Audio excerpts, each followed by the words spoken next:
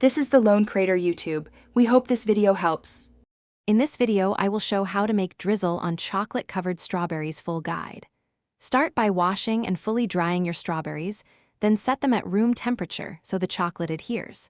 Melt chocolate gently in short bursts and stir until silky. Prepare parchment-lined tray and a fork or piping bag for dipping and drizzling.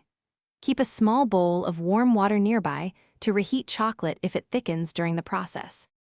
Warmly melt chocolate using gentle heat and brief intervals to prevent scorching or graininess.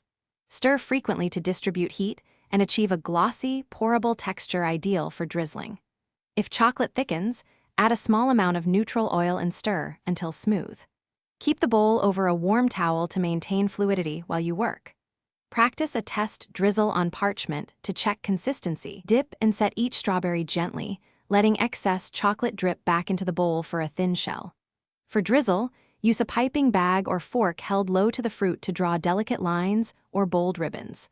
Work in batches and chill coated berries for a few minutes to firm the base layer before applying a contrasting drizzle. This two-step setting helps keep patterns crisp and attractive for serving. Thanks for watching.